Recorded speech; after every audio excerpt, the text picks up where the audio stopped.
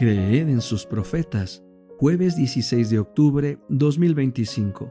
Deuteronomio 30. Promesas y exhortaciones del pacto. Sucederá que cuando te hayan sobrevenido todas estas cosas, la bendición y la maldición que he puesto delante de ti, si consideras en tu corazón, en medio de todas las naciones donde el Señor tu Dios te haya dispersado, si vuelves tú con tus hijos al Señor tu Dios y obedeces su voz con todo tu corazón y con toda tu alma, conforme a todo lo que yo te mando hoy, entonces el Señor tu Dios también te restaurará de tu cautividad. Él tendrá misericordia de ti y volverá a reunirte de todos los pueblos a donde el Señor tu Dios te haya dispersado. Si eres arrojado hasta el extremo de los cielos, de allí te reunirá el Señor tu Dios, y de allí te tomará, y te hará regresar el Señor tu Dios a la tierra que tus padres tomaron en posesión, y tú la poseerás. Él te hará bien y te multiplicará más que a tus padres. El Señor tu Dios circuncidará tu corazón y el corazón de tus descendientes para que ames al Señor tu Dios con todo tu corazón y con toda tu alma, a fin de que vivas. Luego el Señor tu Dios pondrá todas estas maldiciones sobre tus enemigos y sobre los que te aborrecen y te persiguieron. Pero tú volverás a escuchar la voz del Señor y pondrás por obra todos sus mandamientos que yo te mando hoy. El Señor tu Dios hará que sobreabundes en toda la obra de tus manos, y el fruto de tu vientre, en el fruto de tu ganado y en el fruto de tu tierra. Pues el Señor volverá a gozarse en ti para bien, así como se gozó en tus padres, si escuchas la voz del Señor tu Dios para guardar sus mandamientos y sus estatutos escritos en este libro de la ley, si te vuelves al Señor tu Dios con todo tu corazón y con toda tu alma. Ciertamente este mandamiento que te mando hoy no es demasiado difícil para ti ni está lejos. No está en el cielo para que digas, ¿quién subirá por nosotros al cielo y lo tomará para nosotros y nos lo hará oír a fin de que lo cumplamos? Tampoco está al otro lado del mar, para que digas, ¿quién cruzará el mar por nosotros y lo tomará para nosotros y nos lo hará oír a fin de que lo cumplamos? Ciertamente muy cerca de ti está la palabra, en tu boca y en tu corazón, para que la cumplas. Mira pues, yo pongo hoy delante de ti la vida y el bien, la muerte y el mal, con el fin de que ames al Señor tu Dios, de que andes en sus caminos y de que guardes sus mandamientos, sus estatutos y sus decretos que yo te mando hoy.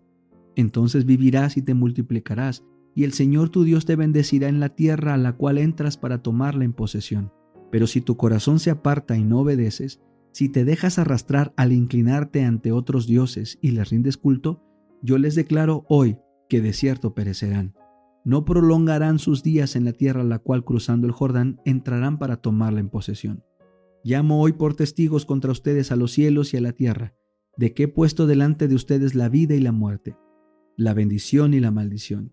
Escoge pues la vida para que vivas, tú y tus descendientes, amando al Señor tu Dios, escuchando su voz y siéndole fiel, porque Él es tu vida y la prolongación de tus días para que habites en la tierra que el Señor juró que había de dar a tus padres Abraham, Isaac y Jacob. Patriarcas y profetas. Capítulo 33. Del Sinaí a Cades. Luego Moisés hizo comparecer a los 70 ante el tabernáculo. Entonces Jehová descendió en la nube y le habló. Luego tomó del espíritu que estaba en él y lo puso en los 70 hombres ancianos. Y en cuanto se posó sobre ellos el espíritu, profetizaron, pero no volvieron a hacerlo, como los discípulos en el día de Pentecostés fueron investidos de poder de lo alto. Lucas 24:49. Plugo al Señor prepararlos así para su obra y honrarlos en presencia del pueblo, para que se estableciera confianza en ellos como hombres escogidos divinamente para participar como Moisés en el gobierno de Israel. Una vez más se manifestó el espíritu elevado y desinteresado del gran caudillo. 2 de los 70 ancianos, teniéndose humildemente por indignos de un cargo de tanta responsabilidad, no habían concurrido con sus hermanos ante el tabernáculo, pero el Espíritu de Dios descendió sobre ellos donde estaban, y ellos también ejercieron el don de profecía. Cuando se le informó esto a Josué, quiso poner coto a esta irregularidad. Temiendo que pudiera fomentar la división, celoso por el honor de su jefe, dijo: «Señor mío Moisés, no se lo permitas». Pero él contestó: «¿Tienes tú celos por mí? Ojalá que todo el pueblo de Jehová fuera profeta y que Jehová pusiera su espíritu sobre ellos». Un viento fuerte que sopló entonces de la mar trajo bandadas de codornices, y las dejó sobre el campamento un día de camino de un lado y un día de camino del otro lado, alrededor del campamento, y casi 2 codos sobre la superficie de la tierra. Todo aquel día y aquella noche, el siguiente día, el pueblo trabajó recogiendo el alimento que milagrosamente se le había provisto. Recogieron grandes cantidades de codornices. El que menos recogió montones. Se conservó por desecamiento todo lo que no era necesario para el consumo del momento, de manera que la provisión, tal como Dios lo había prometido, fue suficiente para todo un mes. Dios dio a los israelitas lo que no era beneficioso para ellos, porque habían insistido en desearlo. No querían conformarse con las cosas que les serían de provecho.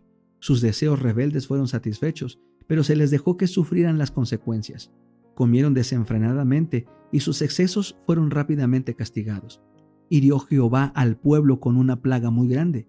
Muchos fueron postrados por fiebres calcinantes, mientras que los más culpables de entre ellos fueron heridos apenas probaron los alimentos que habían codiciado. En Hazerot, el siguiente sitio en donde acamparon después de salir de Tabera, una prueba aún mayor esperaba a Moisés. Aarón y María habían ocupado una posición encumbrada en la dirección de los asuntos de Israel. Ambos tenían el don de profecía y ambos habían estado asociados divinamente con Moisés en la liberación de los hebreos. Envié delante de ti a Moisés, a Aarón y a María. Miqueas 6:4. Declaró el Señor por medio del profeta Miqueas. En temprana edad, María había revelado su fuerza de carácter. Cuando siendo niña vigiló a la orilla del Nilo el cesto en que estaba escondido el niño Moisés. Su dominio propio y su tacto habían contribuido a salvar la vida del libertador del pueblo. Ricamente dotada en cuanto a la poesía y la música, María había dirigido a las mujeres de Israel en los cantos de alabanza y las danzas en las playas del Mar Rojo. Ocupaba el segundo puesto después de Moisés y Aarón en los afectos del pueblo y los honores otorgados por el cielo. Pero el mismo mal que causó la primera discordia en el cielo, brotó en el corazón de esta mujer de Israel, y no falló quien se uniera con ella en su desafecto. Ni María ni Aarón fueron consultados en el nombramiento de los 70 ancianos, y esto despertó sus celos contra Moisés. Durante la visita de Jetro, mientras los israelitas iban hacia el Sinaí, la pronta aceptación por Moisés de los consejos de su suegro hizo temer a Aarón y María que la influencia que ejercía sobre el gran caudillo superara la propia. En la organización del Consejo de los Ancianos, creyeron que tanto su posición como su autoridad habían sido menospreciadas. Nunca habían conocido María y Aarón la carga de cuidado y responsabilidad que había pesado sobre Moisés. No obstante, por haber sido escogidos para ayudarlo, se consideraban copartícipes con él de la responsabilidad de dirigir al pueblo y estimaban innecesario el nombramiento de más asistentes. Moisés comprendía la importancia de la gran obra que se le había encomendado, como ningún otro hombre la comprendió jamás. Se daba cuenta de su propia debilidad e hizo a Dios su consejero. Aarón se tenía en mayor estima y confiaba menos en Dios. Había fracasado cuando se le había encomendado responsabilidad y reveló la debilidad de su carácter por su baja condescendencia en el asunto de culto idólatra en el Sinaí. Pero María y Aarón, cegados por los celos y la ambición, perdieron esto de vista. Dios había honrado altamente a Aarón al designar su familia para los cargos sagrados del sacerdocio. Sin embargo, aún esto contribuiría ahora a intensificar su deseo de exaltación. Decían: ¿solamente por Moisés ha hablado Jehová? ¿No ha hablado también por nosotros? Números 12. Creyéndose igualmente favorecidos por Dios, pensaron que tenían derecho a la misma posición y autoridad que Moisés. Cediendo al espíritu de desafecto, Moisés halló motivo de queja en cosas que Dios había desistido especialmente. El matrimonio de Moisés la había disgustado. El hecho de que había elegido esposa en otra nación, en vez de tomarla de entre los hebreos, ofendía a su familia y al orgullo nacional. Trataba a Séfora con un menosprecio que no disimulaba.